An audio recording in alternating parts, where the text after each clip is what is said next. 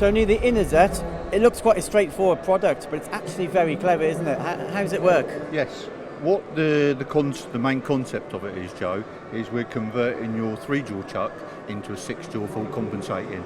And we're doing that by the means of bolting 3 of these pendulums on, as you would a normal jaw, and on those pendulums you have 2 jaws, which is giving you a 6-jaw. And you'll see there's a 10-degree float in there.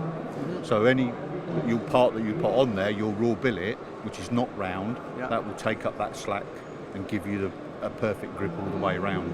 Obviously we've got one here on an InoFlex, but is it fair to say it goes on, competitions chucks as well? Yep, we can go on any chuck, whether it be serrations or slot and tenon. Depends on you tell us what the chuck is and we can put it on there, not a problem.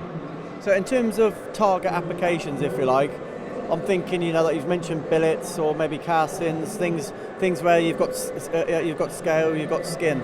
Yeah, our prime market is thin-walled ring-type components for the oil and gas, the aircraft industry, that type of thing, where they've got high tolerances and roundness to meat.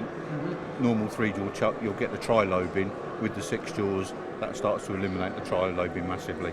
Okay, it's straightforward and clever at the same time. So how can you learn more about InoZet? Where can they find more information? I knew you'd ask that, Joe, and you just follow the red badge. Thame Workholding as usual, the experts.